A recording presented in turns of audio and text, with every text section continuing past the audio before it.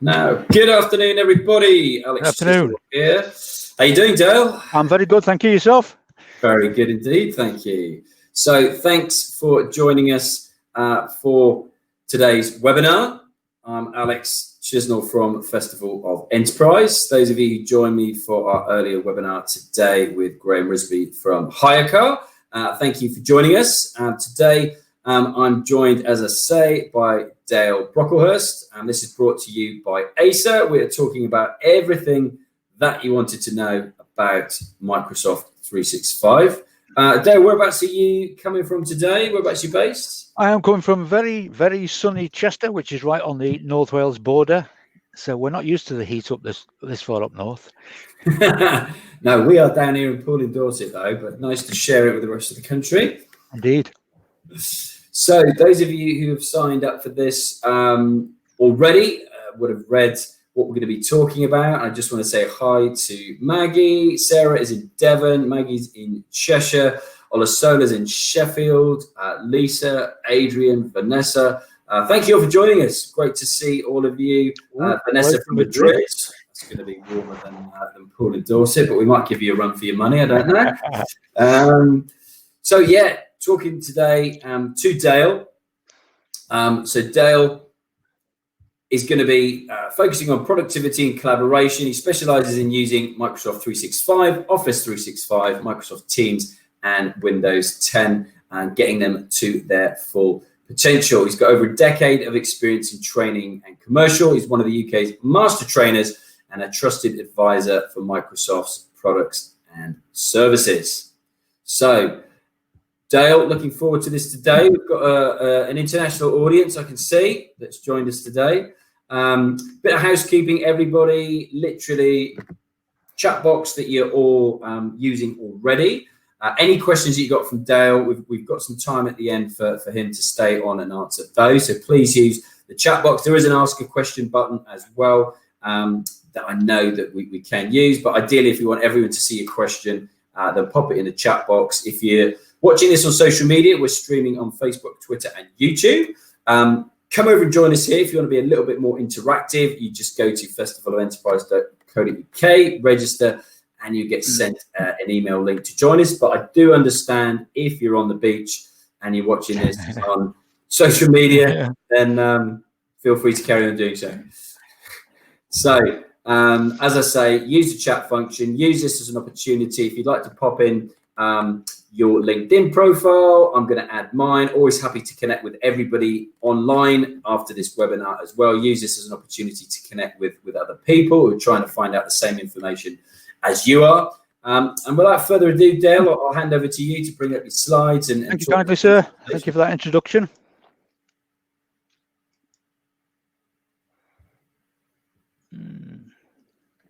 Where has my application window gone? You are welcome. I'm just going to put my LinkedIn profile here for everybody as well. So literally just pop it in the chat function there, folks, and feel free to connect during today's webinar that's brought to you by Acer, as I say, and we've got Dale Brocklehurst telling us everything you wanted to know about Microsoft 365. I'm just struggling to get that application to open again. Okay, so again, you're moving the toggle above your heads, clicking on share screen. I've got it's nothing coming up on the application window though. Just let me cancel that and try again. Apologies for this. That's okay. So Olasola has joined me in posting up. Thank you, Olasola. We're just going to let Dale find his slides again. We just had them up in the virtual green room. So are they showing now, are they? Not yet, Dale. No, not yet. It's a bit of a nightmare. That's all right. So thank you, Olasola, for adding that in. Anybody else join us? Also, post up. Let us know where you're watching today. Whereabouts you're watching from. And for those of you who are regular viewers here, take a look at our schedule for the rest of the week. We had a first Acer webinar back on Friday, which you can watch on replay if you haven't already. I thoroughly enjoyed that one. That was with Mark Martin, ABE, talking about staying productive and motivated post-COVID-19. And as I say, we've got a bunch of them coming up later this week as well. Next one is on the 14th, which we're talking about revolutionizing your remote working with some easy tips. And that's brought to you by ASA as well. Right, got it now. Brilliant. My apologies, Okay, my apologies for Tony. that. Small technical problem there. No So worries. good afternoon, everybody. As mentioned in the introduction, we're going to talk about office productivity with Microsoft Office and Microsoft Office 365. So those of you that know and follow Microsoft will know that when Satya joined us, he redefined our mission statement. So our mission is now to empower every person and every organization on the planet to achieve more. The question for me is, what does that word empower mean? Well, for this presentation, I actually looked it up, and it says to empower somebody means to give them the means to achieve something, for example, to become stronger or successful. And this is where I believe that programs like Microsoft Office actually do empower people to achieve more by increasing their productivity. Why is it important to talk about it now? So I'm sure you're all aware in January of this year, Windows 7 went end of support. So many people have now moved to Windows 10 devices. You may not be aware is that Office 2010 actually goes end of support in October of this year. Now, that doesn't mean it will stop working. It will still work. It will still open. You can still access your documents and files. What it does mean is that you will no longer get security updates, security patches, and fixes. So your version of Office can no longer be considered secure from a business point of view. So if we have a look at what's changed, now it's a bit untimely this because some of these changes actually happened during the lockdown, so you may not be aware of them.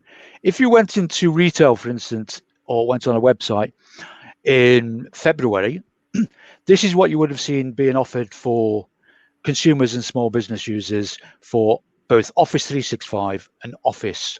Now, what happened in April, and this was when most places were into the lockdown, was Microsoft rebranded some of these products as Microsoft 365.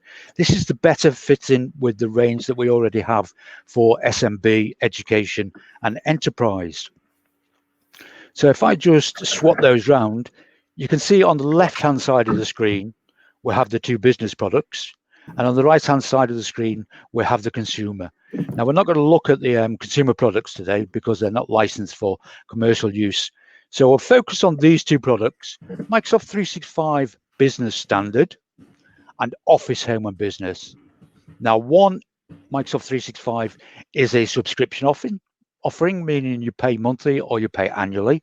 The other is what we call a perpetual license. So when you buy your new device, or you update your Office, you buy it, you pay for it up front, you pay for it, and then it is yours for as long as you have that installed on that device. You don't have to pay any subscription or any renewal costs until the next version comes out.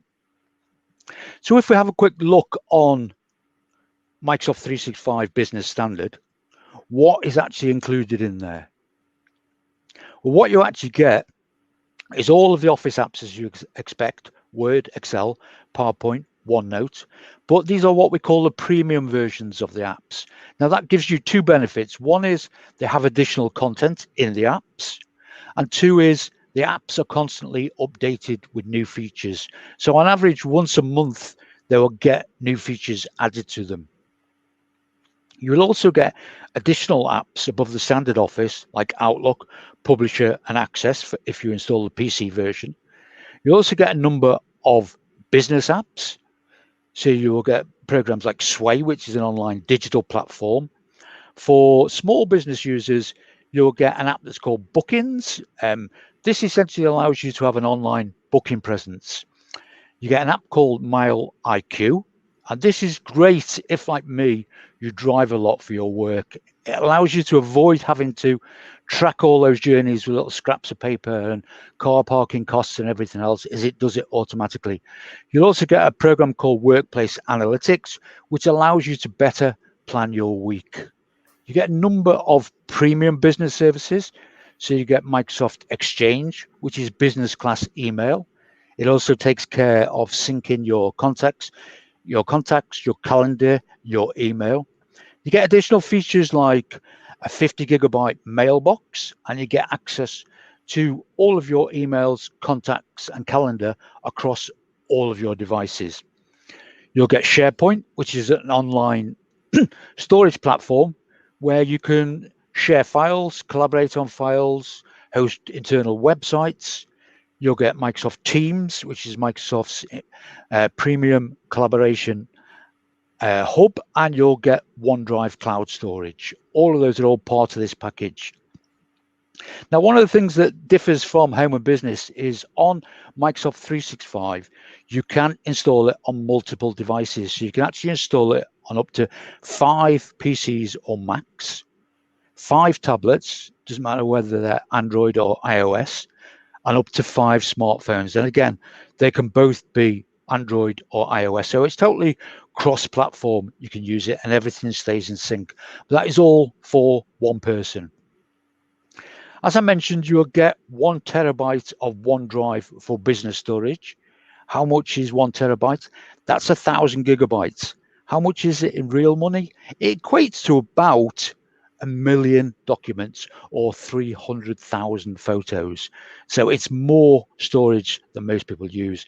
And it does also allow you to share and access your documents from any device anywhere in the world, because obviously you're using cloud storage. If your company has a domain registered already, you can use that as part of this package, and your support is 24/7.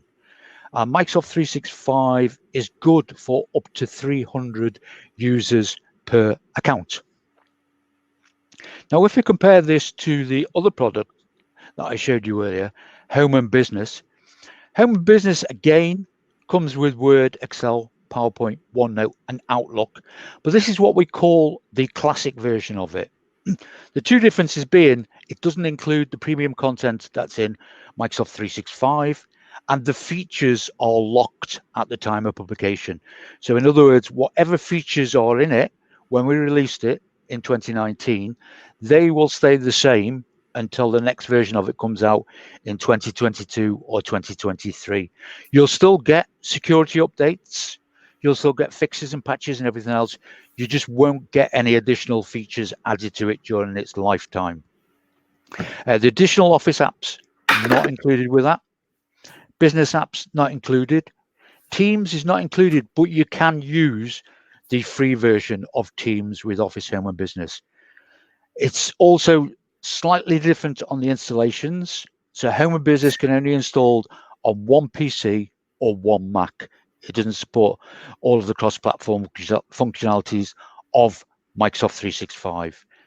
Cloud storage is not included, but you can add it. So you can subscribe to OneDrive for Business separately. Support is slightly different, 60 days from installation. And again, this is aimed at much smaller business customers. So this is licensed for up to 25 users per account. Now, what if neither of those are actually suitable for your organization? You're still looking at them and you're saying, well, I like a bit of that Microsoft 365, but I like a bit of this Home and Business as well. So we have a number of choices as well. So you can have Microsoft 365 Business Basic. Now, what this does is this gives you the basic Office apps and those secure cloud services, but they're all web-based. So you get them in the cloud and you get them on mobile devices, but they're not installed locally. This is great if your home or your business has a reliable, strong internet connection. You can take advantage of that, but you will not be able to use them offline. We'll also have Microsoft 365 apps for business, which again, similar to Home and Business, but with the addition of publisher and access. This doesn't include the cloud services apart from OneDrive for Business. So you can still do all your sharing, access your documents from anywhere on the globe. And again, these are now installed locally as well as in the cloud. So you will be able to use this version of it offline and online, regardless of your internet connection. The one we just looked at, the package there, was Microsoft 365 Business Standard. So again, this gives you all of the Office apps, all of those secure cloud services, and all of the business apps. And again, some people will say, that's great, but it's not exactly what I want. And as part of this empowerment, what we like to offer customers is a solution that is not just right for their business, but perfectly right for their business. So again, you can go to Microsoft 365 Business Premium. Now that adds features like Azure information protection. Now what that will do is that will help you with your security around emails and documents. So for instance, it will automatically or manually classify documents, and they may be sensitive, confidential, internal only. Why is that important? Well, a recent survey by Verizon said that 58% of managers had sent private data to the wrong person.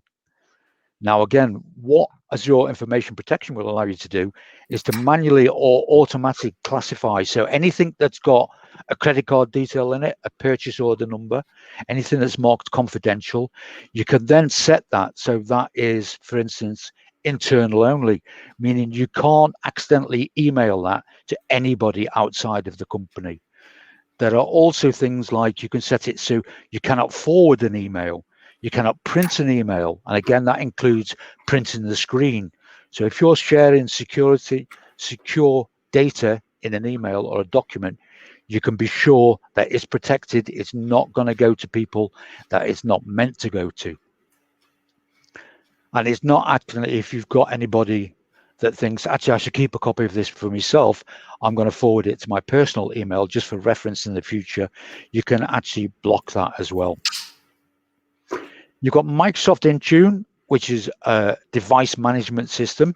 So again, that will allow you to control what's installed on a device, what updates, what the security options are, change people's passwords, reset people's password. And that is great if your employees, you've perhaps got some employees that use their own devices, because it means you can lock down and decide what's installed on there, what the policies on there. And if that device, for instance, ever gets locked or stolen, you can even remotely wipe it. So again, that's a big concern. If somebody leaves their device on a bus, in a taxi, on a train, on a plane, it gets stolen somewhere, what happens to that data on it? Intune will allow you to remotely wipe that device. Another one that's quite useful is conditional access. Now, the name sort of gives away what it does. It sets the conditions whereby somebody's device can actually access your network, regardless of whether or not they are logging in with the correct user details and the correct password, because somebody may have gained access to that person's email address, their user address. They may have gained access to their password through a third-party site or some phishing expedition whereby somebody had inadvertently give away their login details. So what conditional access allows you to do is to say things like, right, all of my users are predominantly based in the UK. So if somebody logs in from a country outside of the UK, even if they've got the correct sign-in details and the correct password, I have a choice. I can bar that person from joining the network, or I can force them to use two-factor authentication. What that will do is that will automatically generate a 6-digit code, which is sent to that person's registered phone or tablet device. And they will be required to verify their identity, use that code before they can connect to the network. So if somebody has maliciously gained access to somebody's login details, unless they've also gained access to their mobile device, they won't be able to log in. If you can also say, if my employees have not updated their devices, they don't have the latest version of Windows 10 or the most secure version of Office, or they haven't updated their Security software, again, I will not let them join the network until they do this. So conditional access it's really you as a business setting the conditions whereby people can access your network. Windows Virtual Desktop, as the name implies, allows you to run Windows and your Office and business applications in the cloud. It's much more secure. It also has the benefit of meaning you can access that from any device that simply has a browser. It doesn't need to be an i3, i5, i7 powerful machine because all of the compute is taking place in the cloud. So Microsoft Teams, we talked about. Microsoft Teams has been immensely successful for people working from home. I think at the start of the lockdown, around about February time, we had about 40 to 44 million daily users. The last time we checked, around April, May time, there were 75 million users. So it is proving very helpful for people who are working remotely. We'll just take a whistle-stop tour of Microsoft Teams, just in case you've never used it, you're not familiar with what it is. So this is the interface. You can see on the left-hand side, all your commands are down the left-hand side. It's basically a way of working in project teams, which is really, really useful if you're working remotely, because it takes everything that that project team does and puts it into one place. So you can have audio calls, you can have video calls, you can have meetings with up to 250 people, whether they're inside your organization or external to your organization. You can use it for calling your contacts. So even if they haven't got Teams and you want to have a voice call with them, you can call them directly from within Teams. The great thing and thing that I love about Teams, because I use it on a daily basis and I'm part of lots of teams with both Microsoft and my own training team, is it keeps all the documents and the files for every team and every channel within that channel. So I haven't got to go looking and trying to find and chase an email chain, find out who sent me that attachment that's to do with this. So there are two main formats to Teams. There are the teams themselves. So as you can see on the one on screen, there's one there called Northwind Traders. And below that, there are what we call channels. So these are smaller working groups within the main team. They're part of the team or part of the organization, but they may only talk about marketing and marketing budgets. And it's a great way of separating that from perhaps the thousands of conversations that that group has generally. You can also run third-party apps. There are about 250 at the moment that you can run actually inside of Teams. So this is why we call it a communication and collaboration hub. It's not limited to Microsoft software. You can run third-party. So in the case of this one, on screen, they've got a returns app, which is a third-party app. You can also obviously use and share Microsoft Office documents. And that the benefit of that is everybody in that team can collaborate on those documents inside of Teams. So you can do the usual stuff of running a PowerPoint inside Teams, but you can also present Excel files, you can work on documents, and everybody within the team can work on it at the same time. So it's a fantastic way of collaborating. So you can see on the screen here, we've got Power BI running inside of Teams. So it's great for me because you don't have to go out of meetings and check documents, files, spreadsheets, Power BI dashboards.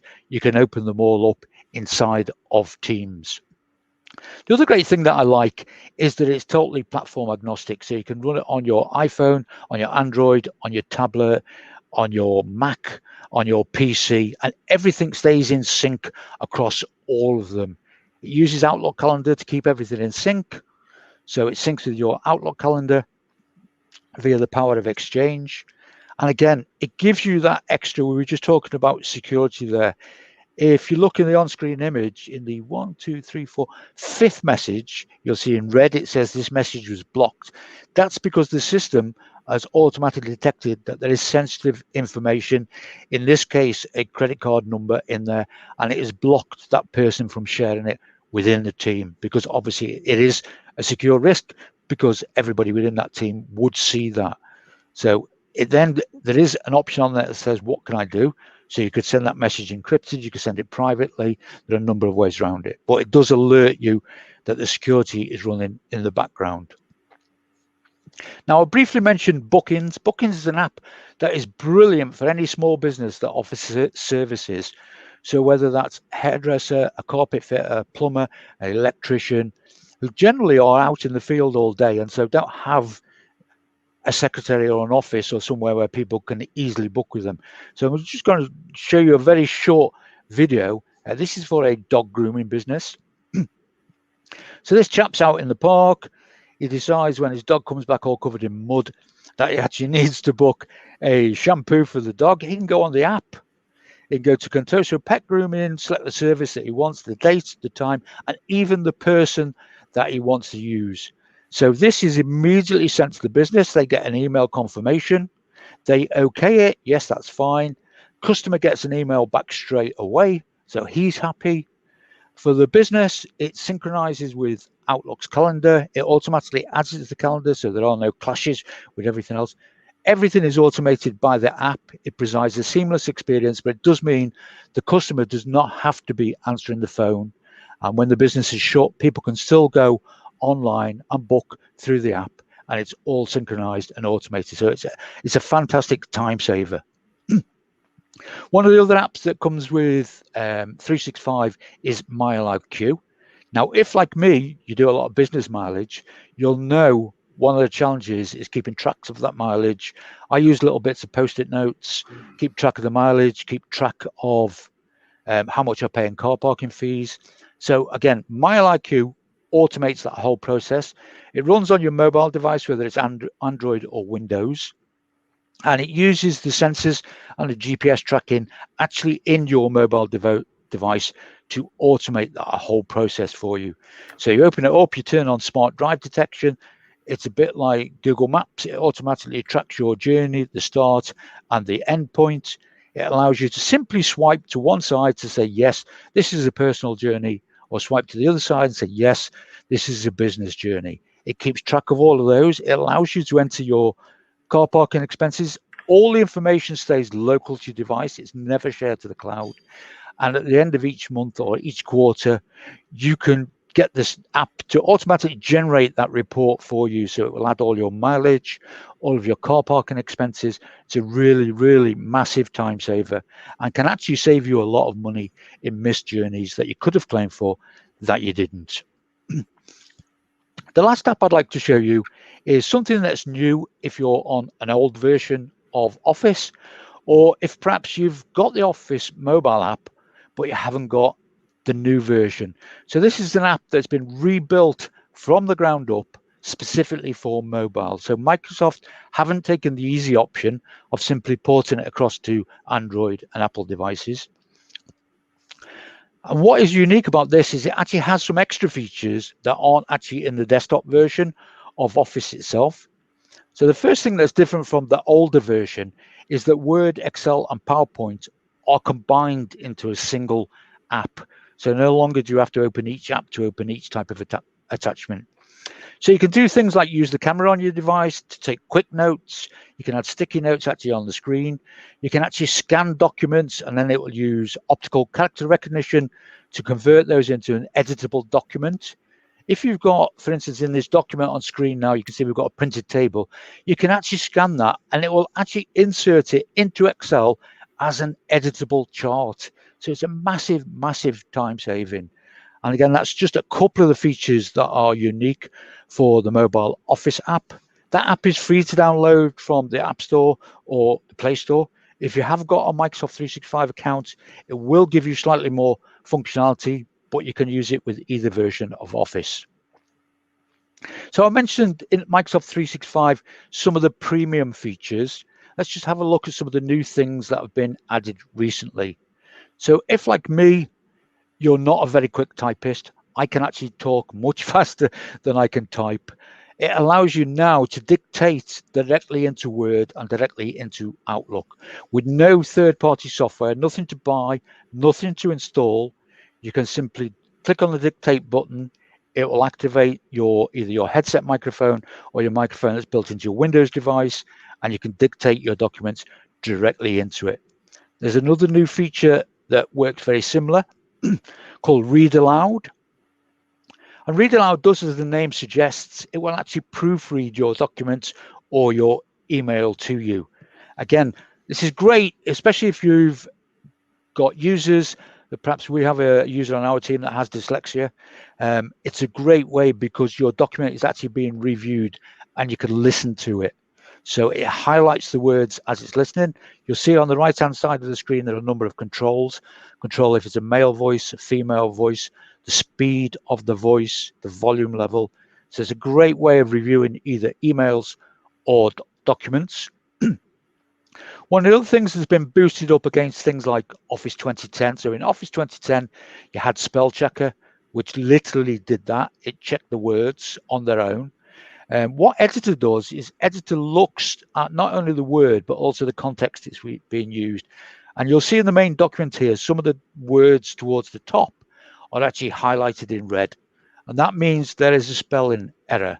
Some of the documents down, some of the words down the bottom of the documents are highlighted in blue. And that means there's a grammatical error. So you'll see that it actually says, change to match your new theme. Now, it's the correct word, but it's the wrong spelling in that context. And underneath that, it says your headings change to match their new theme. And again, it's the right word, but it's the wrong spelling for the context that's being used. And Editor will pick that up, as well as improving the flow of your documents by looking at the clarity, the conciseness, the formality, and punctuation conventions. So it allows you to produce more professional documents, but with very little extra effort. Now, Microsoft Excel is something that very few people get excited about, but I got excited about one of the new features in it. So we all like to look at big data, as everyone does now, and there are a number of ways you can do it. You can do it with pivot tables. You can use it with really long and complicated filters to pull out the information that you want. But there's a new feature that's called Ideas that uses actual artificial intelligence to interrogate your data and actually suggests forms of information that may be useful for you.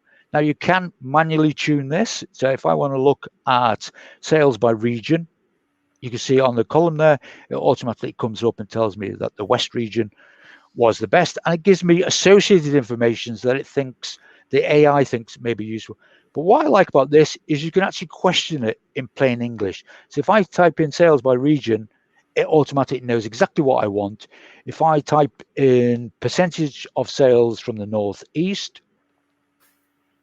again, it interrogates the document, comes up and tells me the Northeast produced 23% of my sales. If I want to be specific and I want sales for one particular item, it will analyze the whole document, and you see almost instantaneously there, it tells me that this bicycle firm does £44,000 of sales around chains.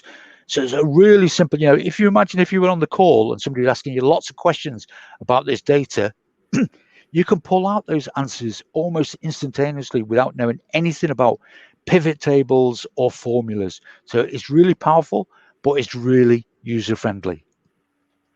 Here's another one for data. Who'd have thought we'd get excited about data? So there are two new data types, one of which is geography. I've got a list of European countries here. Now, in the past, I could go down, I could search on a massive amount of information I can get based on those countries. I'm actually just going to pick population because I want to compare the relationship between the population. I'll just click that to widen it out a little bit. Now, in the past, what I might have done is highlighted all of that information and then simply selected a chart at the bottom of it. Now, that will give me and demonstrate the charts of the populations of the countries of Europe, but it doesn't show me the relationship between those countries. So we now have a new way of displaying data. It's called maps, and I can put in a 2-day chart. I'll just stretch this out a little bit. And you can see what it's doing is it's representing that data now visually. And that data is interactive. I can hover over it. It'll tell me what country it is, what the population is. I've still got my key on the right-hand side here that tells me if it's a darker blue, it's a denser population. If it's a lighter blue, but importantly, it shows me the relationship now between those countries across Europe and I can work out which countries are roughly the same size population, which, like Russia and Germany, are much higher than a lot of the other countries.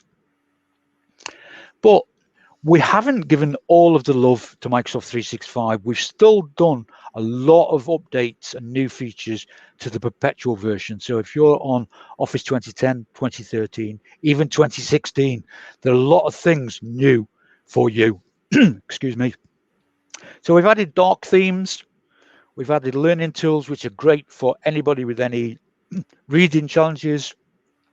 That allows you to have your documents read out. It allows you to change the layout, the font, the background colors. It even allows you to focus on a certain number of lines at a time. It gives you that text-to-speech feature. For touchscreen devices, we've had new inking functionality. Microsoft is really, really big on accessibility. So we've added accessibility features into Word.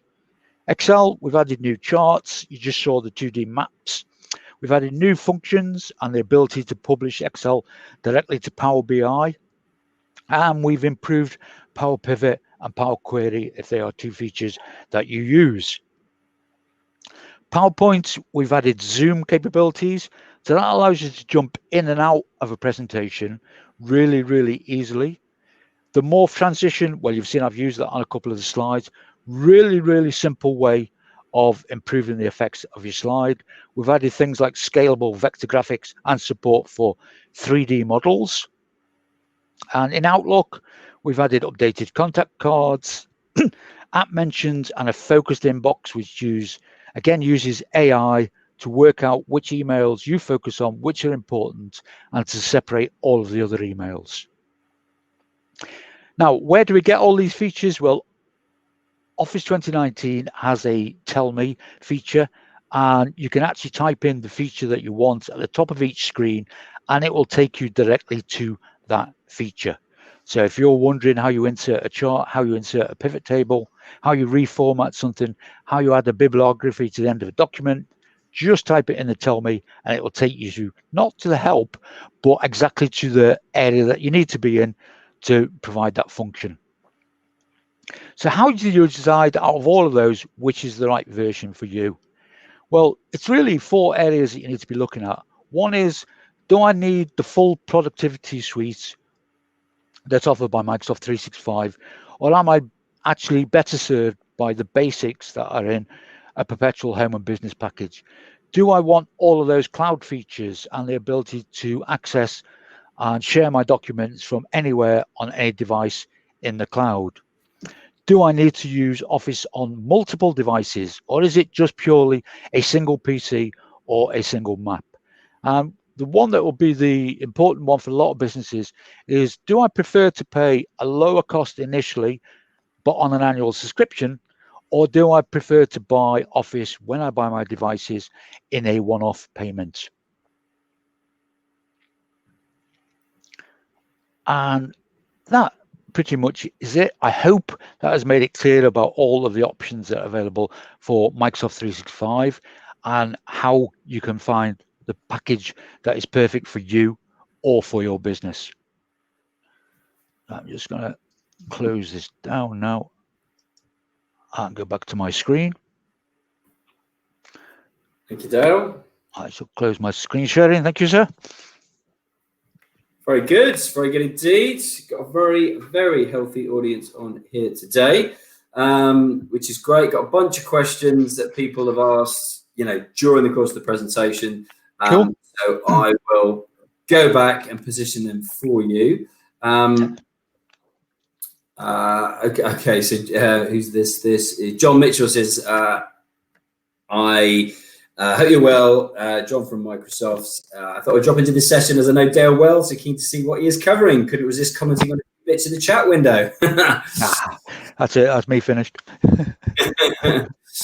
Brilliant. There we go. So yeah, lots of commentary here. I'm going to scoot back. So thank you, John. Yeah, some good questions there. So let me go all the way back, and people connecting, which is great to see. Ola Sola and Vanessa, thank you for doing that, everybody. And thank you for joining us from literally all over the country, so and abroad. So thank you very much indeed. So let's have a quick look. Lisa's asked if any copies of the slides are available later. So I thought I would ask you if that is an option, and we can. Yes, I don't see why not. They're all official. You just watch the replay. That's an even. Oh yeah. Realize that, Lisa. You can watch the replay, which literally will be live as soon as Dale and I finish here. So that might be an option for you. So Adrian says, so Microsoft Office 2019, the last of the perpetual licenses, do they sell multiple copies, 2 to 3 machines as previous versions? Just run that by me again, sorry. Yeah, let me just find that again. So Adrian says, so Microsoft... I got it, yeah. Do they sell multiple copies? Yes, you can buy. Yeah, so Microsoft 2019, you can have up to 25 users on the same account. So it's intended really for small businesses, and that's one of the big differences in the licensing. The thing to bear in mind is with perpetual license, again, is they live and die on the device that they're on. So once you install it, you're actually licensed for on that particular device. Whereas with 365, you can actually, because it's designed for bigger businesses, you can move that license to different users. But yes, you can buy up to 25 copies. Okay, cool. Lisa says, the question is cloud storage in UK, question mark. That was one of the slides you had earlier, I think. I think possibly what she's asking is about data sovereignty. So this is a thing for GDPR. Yes, if you're a UK user, all of your UK stays in one of the 3 data centers within the UK. If you're a European users, your data will be in Europe. So geographically, we try and, for the purpose of data sovereignty, we try and keep it in the location where it is. So if, for instance, you're a US user, your data will be stored in the US. The reason being is because whilst all of Europe has the same regulations for GDPR, the Americans have different regulations. Australia, New Zealand, all the other countries have their own regulations. So for data sovereignty, it will be stored, it's geolocated where you are. And in the UK, we have 3 data centers that we use, which are all Microsoft, obviously. Great, thanks. And maybe you can just put this person at ease who said Microsoft 10 updates can cause huge problems for your system. You cannot stop software updates. Okay, so one is, I sympathize with you. They do, but they only generally cause problems if you don't do them on a regular basis. One of my colleagues had this problem. He resurrected an old device that was, I think, 3 versions of Windows out of date. What it tries to do is it tries to update you, but it does it in sections. So it'll go to version 1, then update you to version 2, and update you to version 3. And that sometimes causes problems because the drivers change in between. So personally, I update my machines, and I know you probably think, oh, he's saying that because he's Microsoft. It's not. It's because I've learned from Windows 7. I update my machines every time it says there's an update, and I check for updates every couple of days. There's 2 advantages. One is they don't fail if you do it that way, and 2 is they take about 20 seconds to do. Just on your other point, in Windows 10, you cannot stop the software updates. Oh, there we go. We're back. Went to a parallel universe then. In Windows 10 Pro, yes, you can. You can't stop them because obviously a lot of them are security updates, and why would you want to? But featured updates, yes, you can pause them 7 days at a time. Okay. So and that's great if you see something that's your particular brand and it's causing problem on that particular device or with your branded printer. Yes, you can pause them. Okay, great. And John's kindly for Lisa put a link for a site that shows the M365 data locations. In short, UK customer data is stored in the UK, as Dale said. Thank you, John. It's great to have the link there. Appreciate that, John. Adrian, question there. Mobile IQ stated runs on Windows plus Android, question mark. You mean on old Windows phones, question mark? No, Windows phones are not supported anymore. So the Office mobile app, and in fact, many of the Microsoft apps now are available on Android and iPhones. But because Windows Phone is not supported, when it was supported, yes, it had them, but it is no longer supported. It doesn't get updates, and the actual software system itself is no longer supported. On Android, you can get almost every Microsoft app. If you go into the Play Store, you'll find there's literally hundreds of them. And some of them, like Office Mobile and Outlook, have in excess of 100 million downloads, which shows you how popular they are. Indeed. And they're free. And they're free. Exactly. What's not to like? Yeah. And John, again, has kindly provided a summary of the Windows data that's collected and how you can manage it here. So there's a link there that you can click if you want to find out more about that. Maggie, I don't know if you can answer this. Maggie says, why does Word keep changing my default language into US English when I repeatedly instruct it to make the default UK? Microsoft wants everyone to be American. There you go. There you go. Now, the real answer is there are a number of reasons. One is it defaults to US when you first start it, because Microsoft are American. Two is it sometimes will take your regional data from Windows. So if you've accidentally got Windows set as to default to US, it will pick that up and it will automatically take that into Office. It shouldn't, if you've changed it, if you set the proofing language and all of the settings to UK English, it shouldn't change it back, is the only thing I will say. If you've got further queries and you want to find out more details beyond the scope of this call, you can go to microsoft.com/office. There's a user forum on there, a help forum, and I'm pretty sure that at least 5,000 other people will have posted that exact same question, because Windows and Office by default generally will set themselves up as either US English or US. Yeah. Okay, got another question come through here. Let me just go into the Ask a Question tab.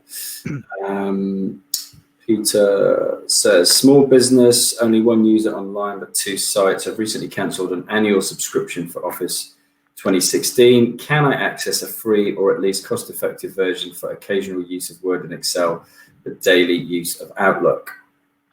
Yes, the online version of all the apps is free. So you can get an online version. There's an Outlook app. There's Word. In fact, if you just do a search for Office Online, Microsoft Office Online, you can get. They don't have the same features, I've got to be honest, as you'd expect from a free version to what I just showed you in the presentation. But for the basics, yeah, and you can get online. If you want basic use, Office Online, it's all there. You can sign in with the same Microsoft account. You can use it even if you've got Office installed on your device. But yeah, again, in your point, if you don't want to have a full subscription and you don't want to buy Office Home and Business, you can get the basics through Office Online. Okay, very good. And what's your favorite app? What do you use? The one that I use the most is Teams. Yeah. Mainly because we deal with partners, and Teams allows me to meet and call and join events such as this. It allows me to collaborate and share stuff. I can use it for chat, whereas before we were probably using WhatsApp for chat. We're using Outlook for email. We will be using Skype for Business for video and audio calls. Now I get everything in one place. And I'm actually part of 2 different organizational teams as well. So that makes it, again, even easier because I can switch organizations between the 2. But my favorite Office app is PowerPoint. Yeah, me too, PowerPoint, yeah. And it's interesting, isn't it? We were talking before, like how many people kind of jumping on and using Zoom as soon as, just because it was, I guess reported on in the news, like there should rise in the share price, the number of users, and then so many people didn't actually realize that they could use exactly the same functionality and a lot more. Yes, we do get this a lot. We get a lot of people saying, oh yeah, we have where I work, we have Microsoft Teams. Oh, that's great. What do you use it for? Oh, well, we have our weekly meeting on it, or we use it to chat. I'm like, all right.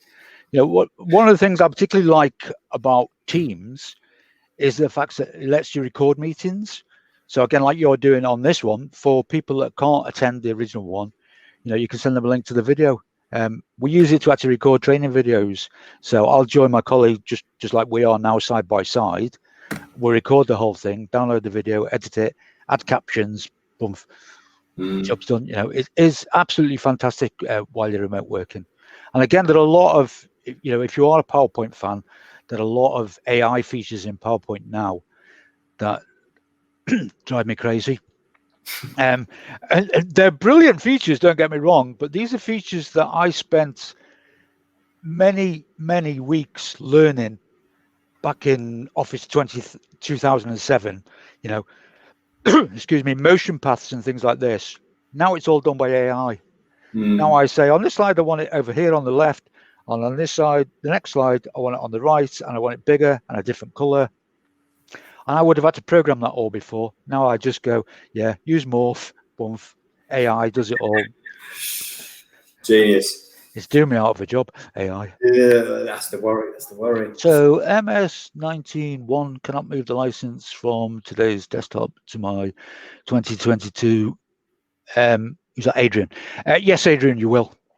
In a nutshell, yeah. So the perpetual versions of Office, whether it's home and student, home and business, whatever, are licensed for the device that you install them on.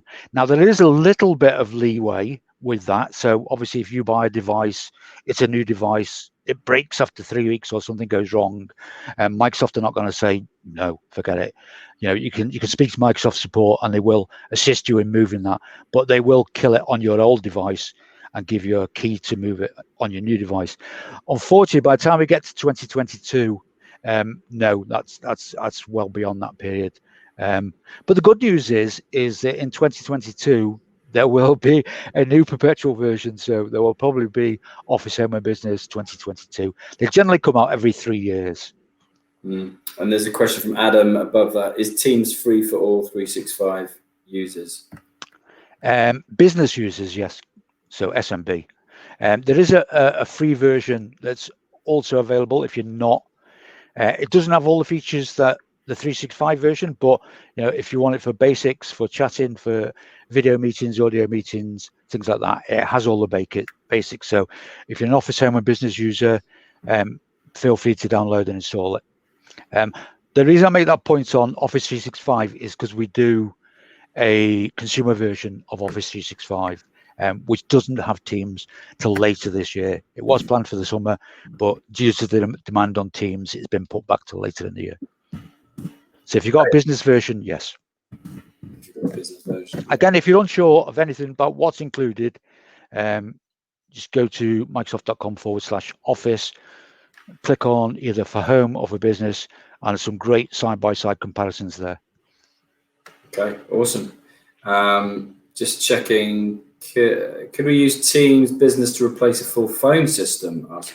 Yes, you can actually. There are VoIP packages that you can add on to Teams that will take care of all of that, and there are also specific Teams devices, so you can buy a device that is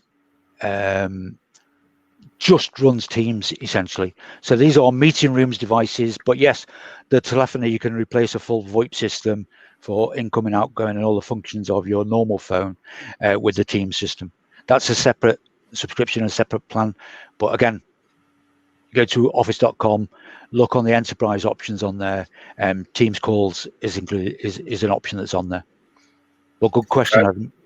Yeah. That is a good question. I thought we had another question on the private one, but it looks like it's disappeared. That's strange. Okay, well, any last questions? Thank you all for being so interactive. Yeah, really good. Questions, some good questions in there as well. Any last questions while you got Dale here as we're wrapping up? Just post them in and I'll position them as we're coming up to the hour here anyway. But anything to kind of finish on, Dale, that you'd like to point people in the direction of? You probably mentioned a few times during the course of this, but just to kind of leave people with last thought or anything like that. Yeah, it would be really, there are more Office options than you think. I mean, we actually do, even M365, we do, I think, 12 versions of it. I've only covered some of them here today because some of the versions are for SMB, some of the versions are specific for enterprise, and some of the versions are specific for education. But I would really encourage you to go to microsoft.com/office or speak to Asa if you have a contact there and actually look into which is the best version for you, because we don't do a one size fits all. And that's why we do so many different versions, because what's good for a company with 5 employees will not be good for somebody with 50, which likewise will be no good for somebody with 500. So yeah, you might be surprised at how much it has changed. And if you're on Office 2010, start planning now for that end of support in October. Good point indeed. Because you'll, there's questions about whether or not you'll still be GDPR compliant once you're no longer getting security updates. But again, you can find out that all online. Oh, there you go. John's jumped in. Adam, Microsoft Voice is the telephony add-on for M365.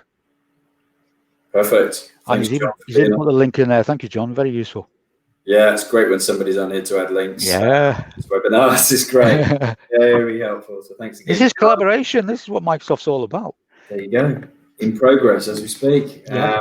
Matt says, thanks, guys. Excellent webinar. Stay safe. Adam, yes, thank you, Dale. Really informative. Thank you. Just need to make time to discover all of what it's capable of. Indeed, you need to invest that time, prioritize that time, without a shadow of a doubt. Okay, so look, as I said before we started, most common question I get asked is, when's the replay available? So again, as Lisa mentioned before asking about the slide, you can go back and watch this again. You can pause it whenever you want. And not only here on Crowdcast, but also on Facebook, Twitter, and YouTube as well. Literally, as soon as we press end broadcast, it literally takes 10 seconds to recalibrate and put it out live. So again, if you found value from this, and you know other people, other co-workers or friends who find value in this, then just share the link with them here at the Festival of Enterprise. I've also just going to post up a link for ASA there as well, to any information that you want to find out more about ASA, who kindly hosted this webinar for us here at the Festival of Enterprise. There you go. There's the link. Please go and check it out. We'll also be sending an email to everybody who registered for this with some more links as well. Obviously, John's been joining us and posting some informative ones up here as well. So, Dale, what you got planned for the rest of the day? Well, actually, more content. Yeah, we're updating content, and there's another webinar on Wednesday which I've got to prepare for, which is on security, which is a favourite subject of mine. So we'll be covering Windows 10 security and a little bit on Office security. That's on Wednesday morning, I think it is, 10 o'clock. Yeah, I don't like to advertise my own webinars, but it's your webinar, really. It is, yeah. We're back here again with ASA as well on the 14th later this week as well. For those of you who'd like to join us for that webinar, we are going to be talking about revolutionizing your remote working with some easy peasy tips, and that's going to be coming from you at 10 a.m. And we've got webinars every week, pretty much every day. So if you'd like to join us here at the Festival of Enterprise, thank you for your time today, and we look forward to you again. Dale, pleasure meeting you. I'll connect with you, sir. Matt was asking, where can he get the link for other webinars? And I'm assuming it's on this same website. Yeah, I'll post it up right now, Matt. But if you stay on there, but yeah, it'll be festivalofenterprise.co.uk is the easy one. Any other last questions? Or just thanks? Let's have a quick look. I can't download Office 365 to my Mac. It's really hard to answer that one without knowing more about your device and your situation. It is the same version, so in theory, there shouldn't be any problems downloading it. But I say it's almost impossible without knowing the full details. Again, I would recommend that you go to Office support. I'm pretty certain someone there will be able to answer you quite easily. Absolutely. Yeah. Okay. Well, look, that's a full hour, everybody. Thank you for joining us, Dale. Awesome. Thank you. Thank you, everybody. See everybody. Take care. Enjoy the rest of your week.